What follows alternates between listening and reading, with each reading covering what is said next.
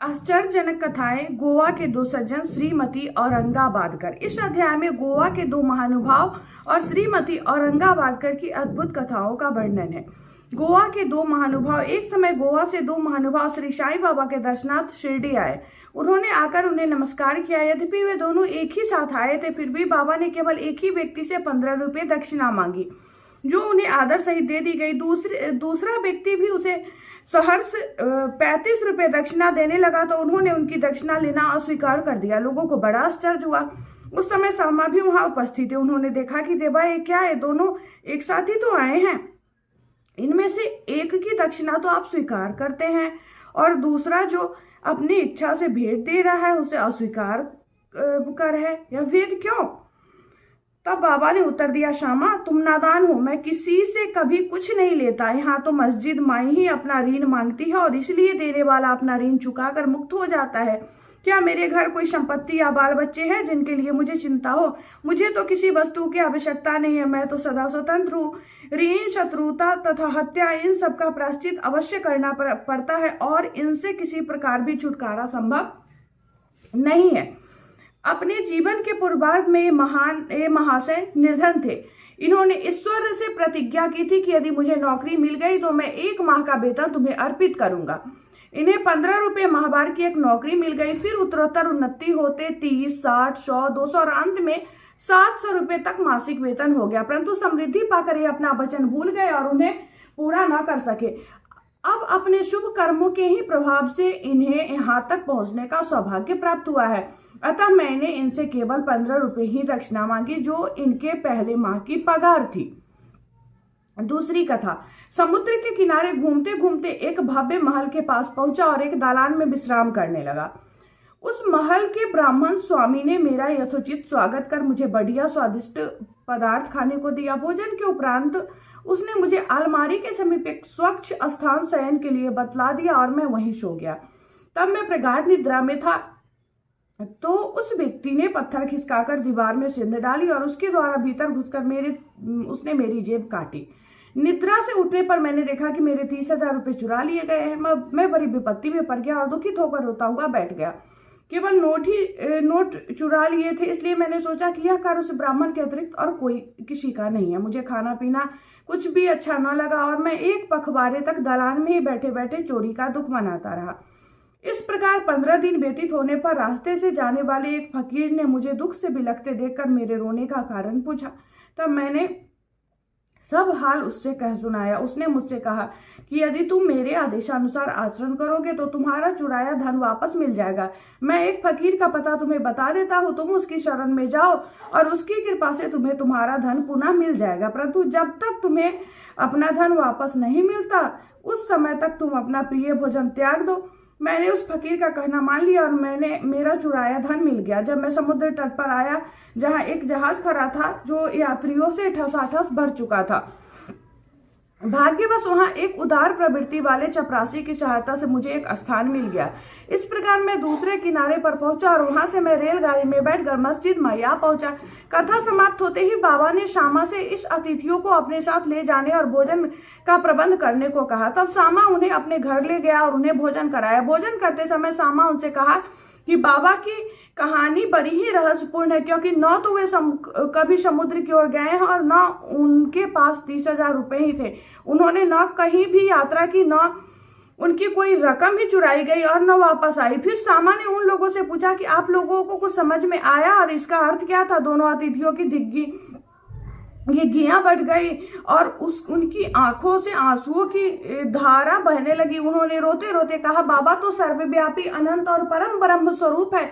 जो कथा उन्होंने कही है वह बिल्कुल हमारी ही कहानी है और वह मेरे ऊपर बीत चुकी है। यह महान आश्चर्य है कि उन्हें यह सब कैसे ज्ञात हो गया। भोजन के उपरांत हम इसका पूर्ण विवरण आपको सुनाएंगे। भोजन के पश्चात पान खाते हुए उन्होंने अपनी कथा सुनाना प्रारंभ कर दिया। उनमें से एक कहने लगा, घाट के एक पहाड़ी स्थान पर हमारा निवास स्थान है। मैं अपने जीवन निर्वाह के लिए नौकरी ढूंढने गोवा गया था। तब मैंने भगवान दत्तात्रेय को वचन दिया था कि यदि मुझे नौकरी मिल गई तो मैं तुम्हें 1 माह की पगार भेंट चढ़ाऊंगा। उनकी कृपा से मुझे 15 रुपये मासिक की नौकरी मिल गई और जैसा कि बाबा ने कहा उसी प्रकार मेरी उन्नति हुई। मैं अपना वचन बिल्कुल भूल गया था। बाबा ने उनकी स्मृति दिलाई और मुझे 15 रुपए वसूल कर लिए। आप लोग इसे दक्षिणा न समझे, यह तो एक पुराने ऋण का भुगतान है। दीर्घ काल से भूली हुई प्रतिज्ञा आज पूर्ण हुई। शिक्षा। यथार्थ में बाबा कभी किसी से पैसा नहीं मांगा और न ही अपने भक्तों को ही मांगने दिया। वे आध्यात्मिक उन्नति में कांचन को बाधक समझते थे और भक्तों को उसके पास से सदैव बचाते रहते थे। भगत महासापति इसके उदाहरण स्वरूप है। वो बहुत निर्धन थे और बड़ी कठिनाई से ही अपना जीवन बिताते थे।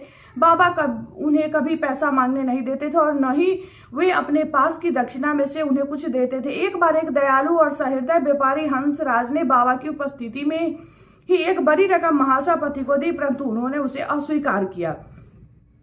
अब दूसरा अतिथि अपनी कहानी सुनाने लगा। मेरे पास एक ब्राह्मण रसोइया था जो गत 35 वर्षों से ईमानदारी से मेरे पास काम करता आया था। एक दिन उसका मन पलट गया और उसने मेरे रुपए चोरी कर लिए। मेरी अलमारी दीवार में लगी थी और जिस समय हम लोग गहरी नींद में थे, उसने पीछे से पत्थर हटाकर मेरे 30,000 रुपए के नोट चुरा लिए। मैं अभी जानता कि बाबा को यह ठीक ठीक धनराशि कैसे ज्ञात हो गई। मैं दिन रात रोता और दुखी रहता था। एक दिन जब मैं इसी प्रकार निराशा और उदास होकर बरामदे में बैठा था, उसी समय रास्ते से जाने वाला एक फकीर मेरी स्थिति जानकर मुझसे इसका कारण पूछा। मैंने उसे सब हाल का सुनाया। तब उसने बताया कि कोपरगांव तालुका के शिरडी ग्राम में श्री साईं बाबा नाम के एक औलिया रहते हैं। उन्हें वचन दो तथा अपना रुचिकर भोज्य पदार्थ त्याग मन से कहो कि जब तक मैं तुम्हारा दर्शन न कर लूंगा उस पदार्थ को कदापि न खाऊंगा।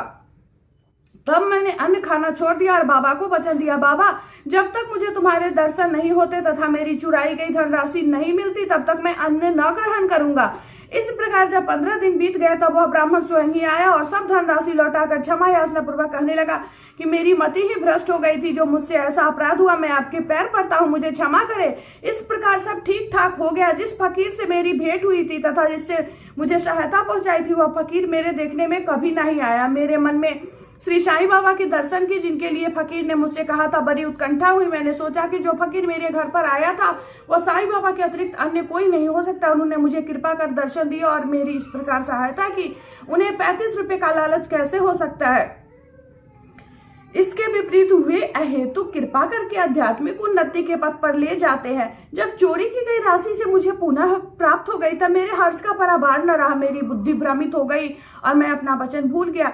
कुलाबा के एक रात्रि को मैंने साईं बाबा को स्वप्न में देखा।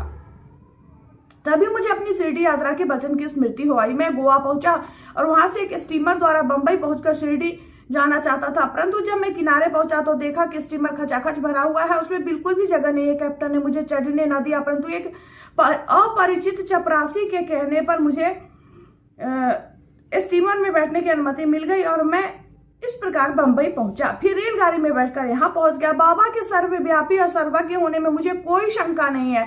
देखो तो हम कौन हैं और कहाँ हमारा घर। हमारा भाग्य कितना अच्छा है कि बाबा हमारी चुराई गई राशि वापस दिला हमें खींच कर लाए। आप शिरडी वासी हम लोगों की अपेक्षा सहस्त्र गुना श्रेष्ठ और भाग्यशाली है, जो बाबा के साथ हंसते खेलते मधुर भाषण करते और कई वर्षों से उनके समीप रहते हो।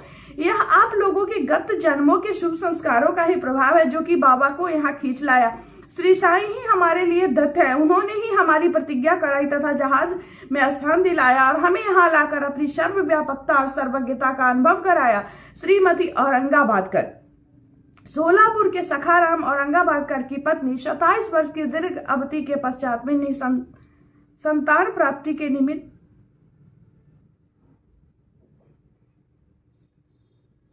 देवी और देवताओं से बहुत मन्नतें की, परंतु फिर भी उनकी मनोकामना सिद्ध न हुई। तब वे सर्वथा निराश होकर अंतिम प्रयास करने के विचार से अपने सौतेले पुत्र श्री विश्वनाथ को साथ ले शिरडी आई और वहां बाबा की सेवा करते हुए 2 माह रुकी। जब भी वे मस्जिद जाती तो बाबा को भक्तगणों से घिरे पाती।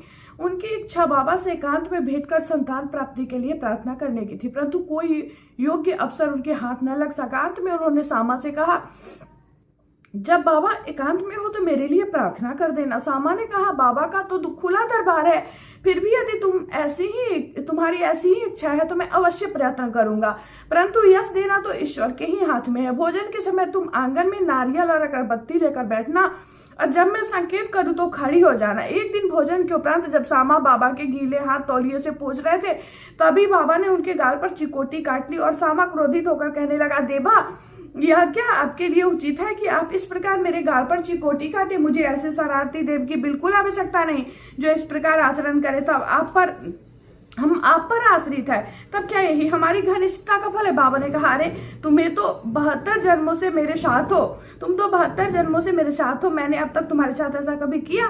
फिर अब तुम मेरे स्पर्श को बुरा क्यों माने हो? सामा बोले कि मुझे तो ऐसा देव चाहिए जो हमें सदा प्यार करे और नित्य नया नया मिष्ठान खाने को दे। मैं तुमसे किसी प्रकार की इच्छा नहीं रखता, न मुझे स्वर्ग आदि ही चाहिए। मेरा तो विश्वास सदैव तुम्हारे चरणों में ही जागृत रहे, यही मेरी अभिलाषा है। तब बाबा बोले, हाँ सचमुच मैं इसलिए आया हूँ, मैं सदैव तुम्हारा पालन और उदर पोषण करता आया हूँ, इसलिए मुझे तुमसे अधिक स्नेह है।